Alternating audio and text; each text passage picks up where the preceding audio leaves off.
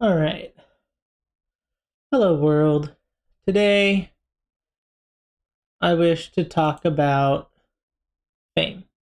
So, this video is going to be called Let's Talk About Fame, and namely the things that blow up, right? You think about the probably biggest situation of a kid blowing up would be the kid in Home Alone, Macaulay Culkin. And he was super huge as a kid, and he was super respected. And later on, he became famous for drug abuse and these other ones. According to him, I think if I remember correctly, his only alcohol and other people accusing him of like crack and heroin was false. But it goes to show that a quick rise to power, getting rich quick, isn't always the best. You look at these, 1/3 of all lottery winners eventually go bankrupt. I mainly got this idea from this video by Bladed Angel. He's a real cool channel, and this is just the point at which is in the video. This is a little bit of a spontaneous decision, but I've thought about it a little bit, and I just wanted to talk about it. If you guys have any further input, please leave them in the comments. But he talks about it and how car influencers would do 1,000 horsepower supercars, right? But you look at just this kind of a thing. The most famous video linked to it is 6.7 million views. If you look in the filters, I have it sorted by view count right here. And I have it sorted to 4 to 20 minutes to try to get rid of shorts. Right? 6.7 is 3 years ago, 4 years ago. They're all older. Right? And the closest one you really get is this one. Now, technically, this is 7 months ago, but this is about the K20A, which is not a supercar engine and is almost entirely unrelated other than a 1,000 horsepower engine. You go into upload date, 4 days ago, 1,000 views, 412 views for a 1,000 horsepower McLaren and a Ferrari. Street speed, this guy's got like 1 million subscribers. Getting 260,000 views though, and that's it. And for this, some stuff about Andrew Tate got 1,000 horsepower supercar. It's freaking got 3 views. Now, this one is a lot bigger from 2 months ago, and it's 1,000 horsepower supercars, 8.8 thousand views. This guy, 203 views. This guy talking about a freaking, I think that's a wide-bodied SF90 if I remember correctly, in South Africa 5 months ago. Plenty of time to grow. 36,000 views. Like, look at this. These are good camera shots. This doesn't look like that bad of a video. I've never heard this guy talk before. But the things that were famous in the past are no longer famous now, and people go chasing it, trying to win the lottery too. Trend chasers. Which is what this guy, Bladed Angel, talked about a lot with car influencer habits. I like a lot of car influencers, but I don't know, man. You start looking into it, and like you look at YouTube and this trend chasing, you get to the mr.beastification of YouTube. And this video isn't truly about fame, but it's more so about chasing fame, right? Pinely, I watched this guy a few ages ago. We're not gonna watch this video, but Pinely's pretty good. But he talks about how everyone opens up like this. A good example of that is LEA. He would do a lot of these videos like that in Fortnite, and he got famous for it, right? People dogged on his fucking intro for a while, and that's why I know about him. But like he just talks about how everyone opens up their videos with, "What's up, guys? And today I'm gonna," whatever he's talking about. And a lot of people do that nowadays, And a lot of people started worshiping the cult of money and all that stuff. Whenever it comes to the last person to take off their hands off this car gets the car. It's a $250,000 Lamborghini Huracan or something. And then it basically makes me realize I want to look at PewDiePie, because PewDiePie was, and kind of in a way still is, a king of YouTube, right? He still pops off 3 million views from a video a month ago. he still pops off. 1.6 million views, and it's only from 8 days ago. But he, for the longest time, he had a 720p camera. And his audience would dog on him about it, but he was still the king of YouTube, you know? You look at this, freaking, he created the trend of Minecraft, you know? You look at episode 1, 10 million views. Say you go to the last video. Good! And 4.6 million views. You go to almost last video, say this one. Good! 6 million views. And he also opens up. He also started this. Which is his own take on kind of the mr.beast intro, you know? You look at maybe this one. Oh, that was different. That's cool. This is new to me. I don't know if he did this every time. Good morning, good boy! He did. Whoa. I was right. Again, I've seen most of these a long time ago, though. Like, this shit's 2 years ago. This is only 2 years ago. Jesus. I should watch these again. They're good.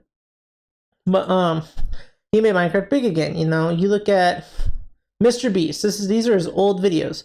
This guy doesn't fucking miss. And because of that, he creates these trends, you know? 5 years ago, 69 million views, 28, 43, fucking 28. And this is kind of right around the time he was going big whenever it came to cash and shit. But also, he was just fucking memeing on this one, you know? I watched this one a long time ago. That's fucking 5 years ago. You know, look how much younger he seems.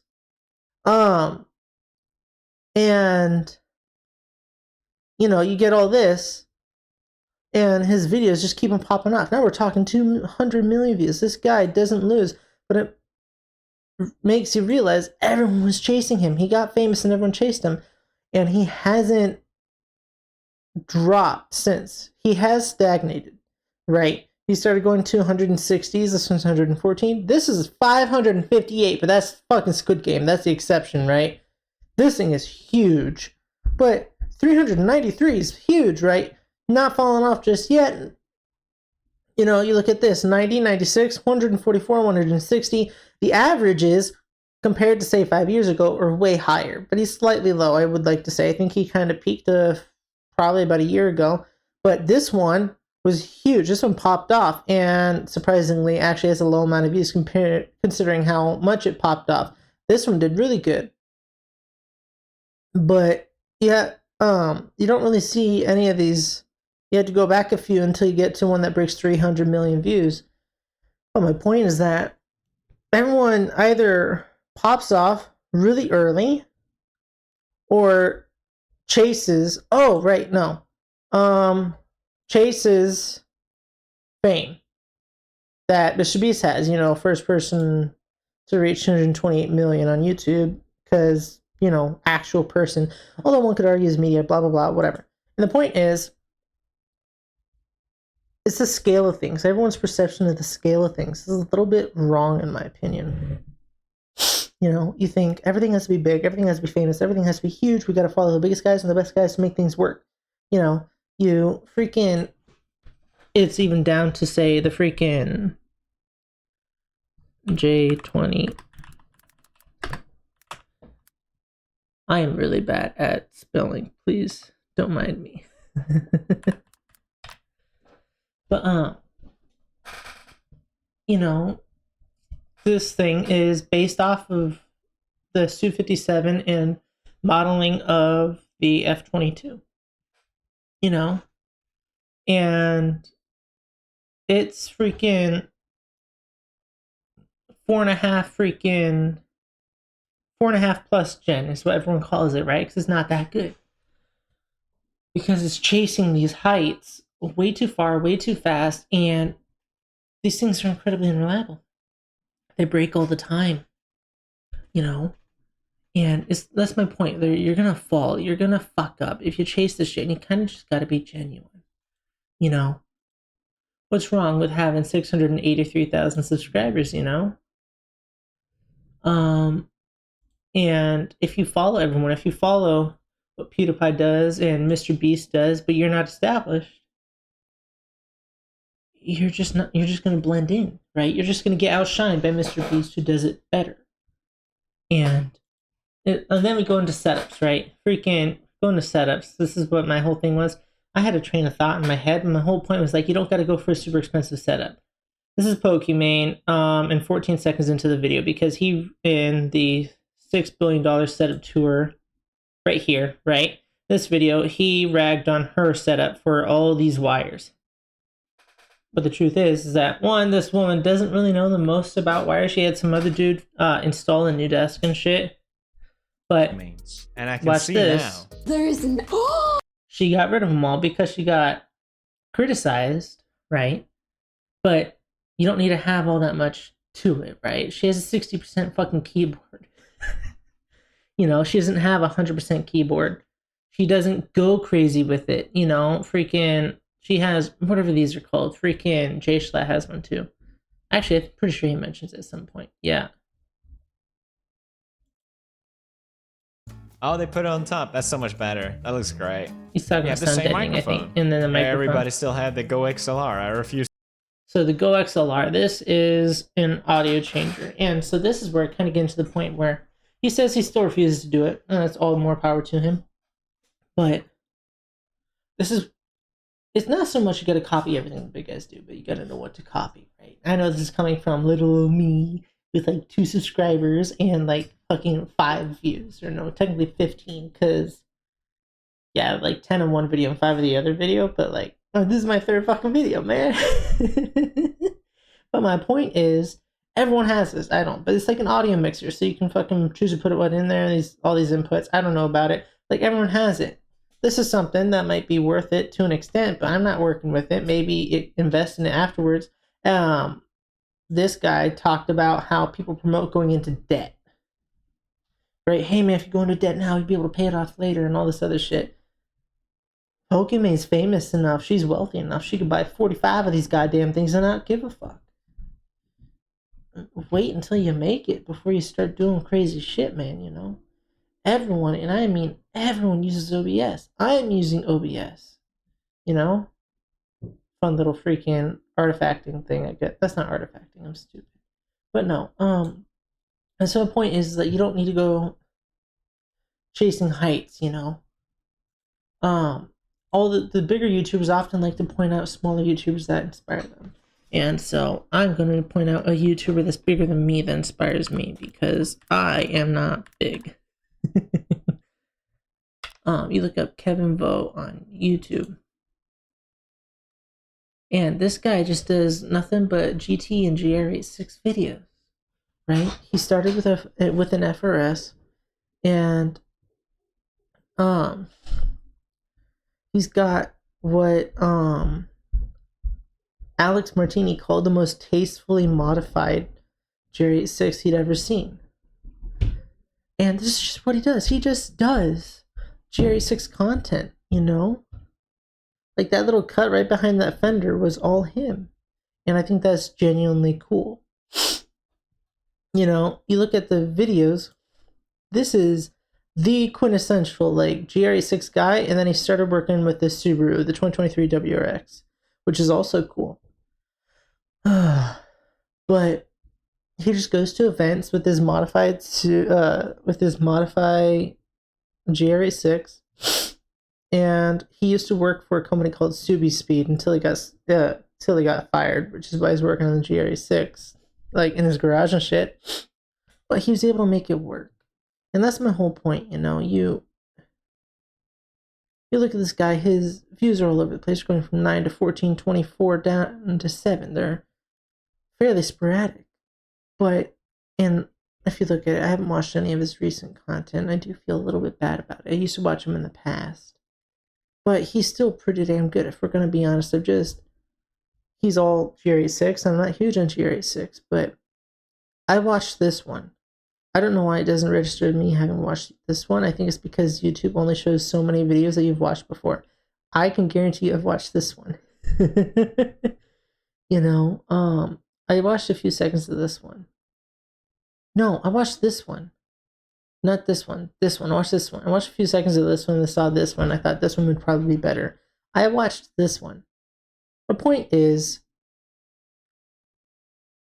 you gotta find a guy who has their own niche, you know? And if you want to be successful, you gotta find your niche. You have to promote your thing that makes you special. You look at, say, this one. He opens with music. It's quite loud, I'll turn it down.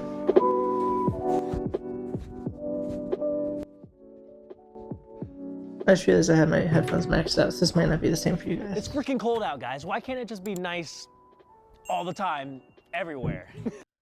And so, he doesn't enter into the video loud. He has some nice background music, which I dig. And so, it's cool, right? This guy's just chilling in his fucking garage with sitting on a bucket. You don't need to be huge to do this stuff. You know? You look at, I already mentioned him already, but Alex. I messed that up a bit. But he made a video talking about him being on YouTube. And we go here. And I'm into cars a lot. I haven't watched all his videos, but we go back, I think it's like 12 months or so, maybe. He talks about him being on YouTube for a year, though, and how this one, again, it doesn't show what I fucking... So we go into this one. Is it this? He's talking about getting new camera equipment because he's working with a shitty camera beforehand. And he's got 337,000 subscribers, and so this is made 6 months ago, right? He's talking about camera upgrades. So let's go back quite a bit. No, that's not in videos.